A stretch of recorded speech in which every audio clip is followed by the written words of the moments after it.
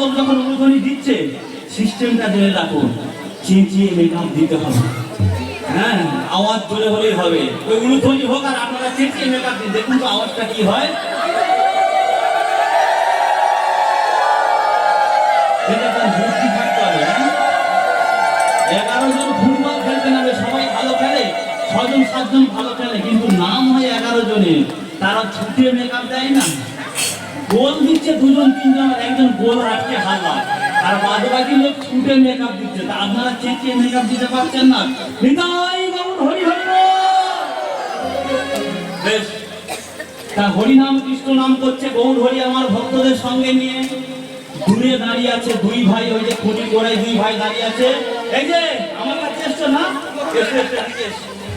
গৌর হরি মনের কথা জানতে পেরেছে যে অন্তর্যামী ভগবান তো এরা দুজন আমার কাছে এসছে। তা যেই না বলেছে আমার কাছে এসো, অমনি ছুটে এসে আছাড় খেয়ে পড়েছেন, প্রভু হে প্রভু হে। আমি বলেছি আমার কাছে এসো, আমি বলেছি প্রভু হে বলে চিৎকার করে চরণে আছাড় খাও। ওঠো ওঠো ওঠো। কি নাম তোমার?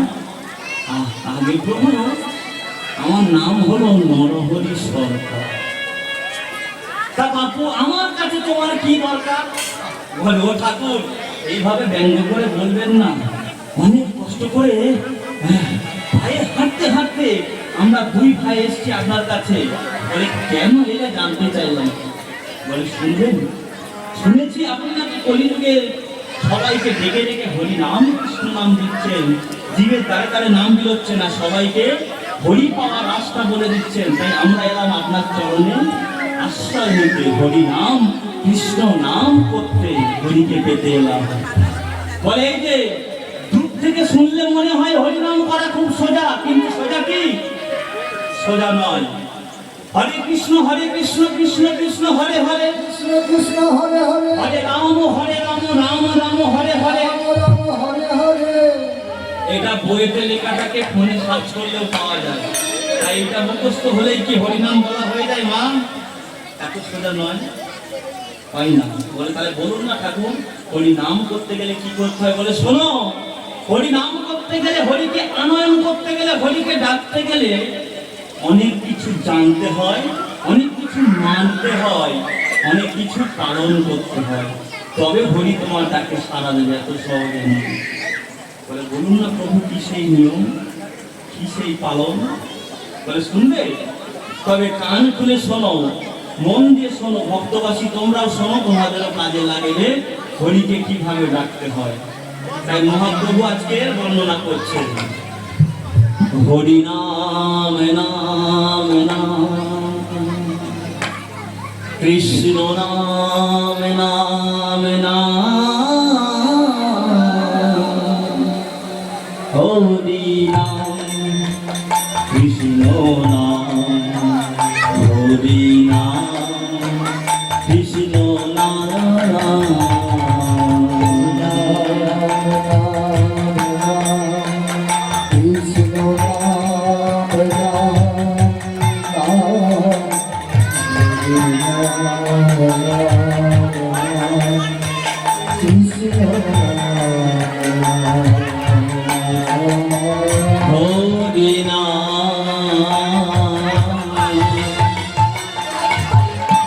কৃষ্ণ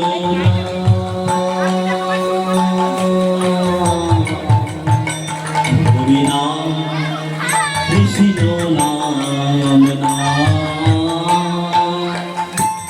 হরি নাম নাম নাম, কৃষ্ণ নাম নাম,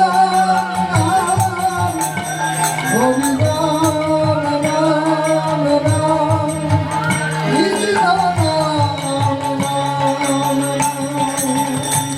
হরি নাম নাম নাম, কৃষ্ণ নাম নাম, হরি নাম নাম নাম, কৃষ্ণ নাম নাম। ও ঠাকুর তুমি 3 বার বললে কেন নাম? ও তুই নাম, ও তুই নাম, তিনটে নাম বললাম, তিনটি নামের তিনটি অর্থ। বলে বলুন না প্রভু, তিনটি নামের কি অর্থ? বলে প্রথম নামের অর্থ কি জানো? অহংকারের মঞ্চ হইতে না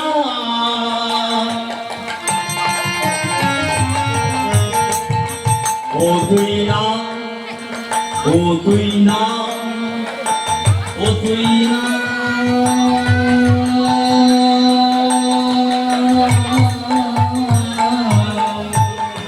অহংকারের মঞ্চ হইতে না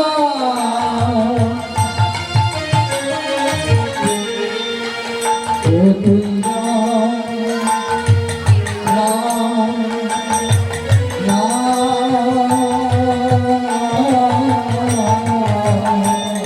তাহলে প্রথম নামের অর্থ কি হলো? প্রথম নামের অর্থ কি বললো? অহংকারের মঞ্চ ত্যাগ করতে হবে। আচ্ছা, আপনারা যে জায়গায় বসেছেন সবাইকে বলছি, চেক করে বসেছিলেন ধুলো আছে না বালি আছে? যদিও চেক করে 100-এর মধ্যে 10 জন করেছে, হ্যাঁ কি না? কিন্তু বাড়িতে বা কোনো আত্মীয়ের বাড়িতে বাসে উঠলে বসার আগে দেখে বসেন না, হ্যাঁ কি না? তাহলে এই যে হরিবাসরে এসে দেখলেন না ধুলো আছে কি না আছে, অথচ ভালো পোশাক পরে এসে বসে পড়লেন।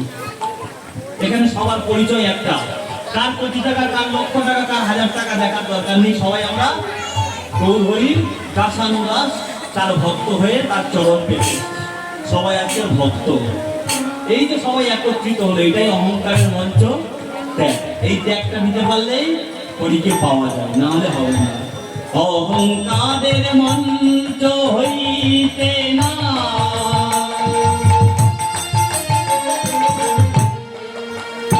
ও তুই না, ও তুই না, ও তুই না।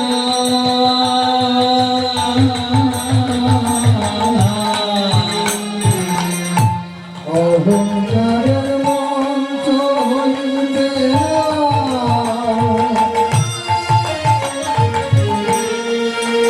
ও তুই না, না, না। প্রথম নামের অর্থ হলো অহংকারের মঞ্চ ত্যাগ করতে হবে, তবে হরিকে পাবে। আর দ্বিতীয় নামের অর্থ কি? সাধু গুজরি চরণ ধরে করে রে প্রণাম,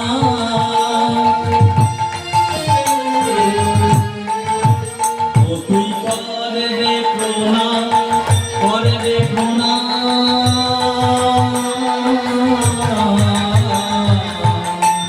সাধু গুরু চরণ ধরে করে প্রণাম,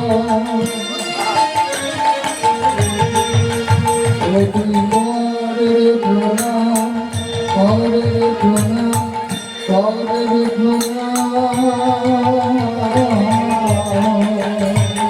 দ্বিতীয় নামের অর্থ হলো সাধু গুরুর চরণ ধরে প্রণাম করতে হবে। সাধুকে, সাধু দেখেছেন? গলায় তুলসীর মালা, মাথায় শিখা, গলাতে তিলক, গায়ে সাদা বা গেরুয়া পোশাক, হাতে জপের থলি, তিনি কি সাধু হতে পারেন? এটা তো বাহ্যিক আবরণ, বাহ্যিক অলঙ্কার। আসল সাধু হতে হয় কোথায়? মনে মনে। সাধু মানে সততা, পবিত্রতা, এগুলো যার মধ্যে বর্তমান তিনি সাধু। একটা দুর্বা ঘাসের উপর দিয়ে আমরা হেঁটে গেলে তিনি আমাদের প্রতিবাদ করেন? কিছু বলেন না। তাহলে সাধুর চরিত্র কেমন হওয়া উচিত? আমরা তাকে যাই বলি না কেন, তিনি একটাই কথা বলবেন, ঈশ্বর তোমার মঙ্গল করুক, ঈশ্বর তোমাকে ক্ষমা করুক, নিতাই গৌর হরিবল। তিনি কিন্তু সাধু। শুধু তিলক, সেবা, মালা ধারণ, শিক্ষা রাখলে কিন্তু সাধু হওয়া যায় না। অন্তরটা পবিত্র সৎ হতে হয়, সততাই পরিপূর্ণ হতে হয়। আর সাধু কোনোদিন রাস্তাঘাটে জপের ফলে নিয়ে জপ করে না। বাজারে গেলেন, গিয়ে বলছেন হরে কৃষ্ণ কৃষ্ণ কৃষ্ণ হরে হরে, আরে পটলের দাম কত করে? এটা তো নামটা নষ্ট হয়ে গেল, অখণ্ড নাম খণ্ড হয়ে গেল। আবার রাস্তায় আপনার সঙ্গে দেখা হয়েছে, হরে কৃষ্ণ কৃষ্ণ কৃষ্ণ হরে হরে, হ্যাঁ তোর বাবা আছে ঘরে? এগুলো তো হবেই, তাই না? তাই রাস্তায় জটের থলি নয়, জটের থলিটা আপন ভজন কথা না তৈরি হয়ে যত কথা একেবারে নিভৃতে, যেখানে কেউ থাকবেন, আপনি থাকবেন, আপনার আত্মা থাকবে, আর থাকবে পরমাত্মা। সেই আত্মার সঙ্গে পরমাত্মার মিলন হবে। লোককে দেখা হয় না আমি জটের থলি নিয়ে করি, ওটা শুধুমাত্র নিজের আড়ালে ভজন। মানুষকে শিক্ষা দিন, হ্যাঁ জপ করো, তপ করো, ভগবানকে ডাকো। দেখানো ওইভাবে তো সম্ভব না। যদি নিয়ে বেরোন রাস্তায়, তাহলে কথা বলা যাবে না, মৌন ব্রত করে যেতে হবে। পারবেন? আপনার যদি মা বাবা ভাই বোন পাশ দিয়ে হেঁটে যায়, কথা না বলে থাকতে পারবেন? বলতে হবে। তাহলে বললেই তো নামটা নষ্ট হয়ে গেল। আপনি তো মাঝখানে ছিলেন, হরে কৃষ্ণ কৃষ্ণ কৃষ্ণ হরে হরে, বাদ বাকিটা কি ঘরে গিয়ে হবে? হ্যাঁ, তাই রাস্তাঘাটে নাম করলে হবে না।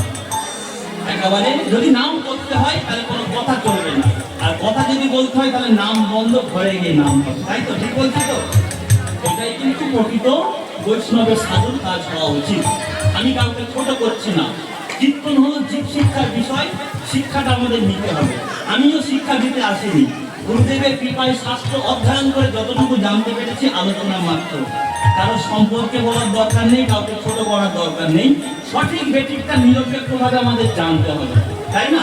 আমি এখানে কারো সমালোচনা করতে আসিনি, আমি এসেছি গুণগান করতে। কার গুণগান? আমার ভগবানের কীর্তন। কীর্তন কথার অর্থ কি? সবাই বলে কি রতন, অবশ্যই কি রতন, কিন্তু কীর্তন কথার প্রকৃত বাংলা অনুবাদ হচ্ছে কৃতিত্ব বর্ণন, অর্থাৎ কারোর কৃতিত্বকে বর্ণনা করা। তাহলে আমার কৃতিত্ব যদি আমি বলতে থাকি, আমি এমএ পাস করেছি, আমি জ্যোতিষবিদ্যা জানি, আমি হরিনাম করতে পারি, আমি শিকল বাজাতে পারি, আমি করতাল বাজাতে পারি, হারমোনিয়াম বাজাতে পারি, কদিন শুনবেন? একদিন শুনবেন, দুদিন শুনবেন, তারপর বলে বাড়ি যাও, তোমার রেকর্ড বন্ধ করো। কিন্তু আমি যদি ভগবানের নাম দিনের পর দিন চালিয়ে যাই, বলার সাহস হবে কারো যে বন্ধ করো? তাহলে কীর্তন তাকেই বলবো। কৃতিত্ব বর্ণন শুরু হলে হবে না। কার কৃতিত্ব বর্ণন? আমার ভগবানের শ্রীহরি। সেই ভগবানের নাম গুলো কীর্তন হচ্ছে, তার কৃতিত্ব বর্ণনা করাই হচ্ছে কীর্তন। তাই সাধু গুরুর চরণে ধরে করে রে প্রণাম,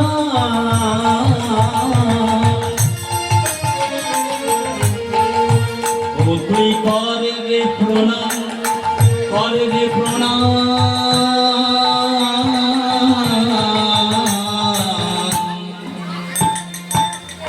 সাধু গুরুর চরণ ধরতে হবে। তাহলে সাধুর চরণ কার ধরবেন জানালাম। গুরুদেবের চরণ কে কে ধরেছেন বাবা তুলো করতে হলো, অহংকারের মঞ্চ ত্যাগ করতে হলো, তারপরে সাধু গুরুর চরণ ধরে প্রণাম করতে হলো। এইসব পাঠ যখন মিটে গেল, সর্বশেষে কি করবে? বাহু তুলে কি করবো? তোরা করবে হরিনাম।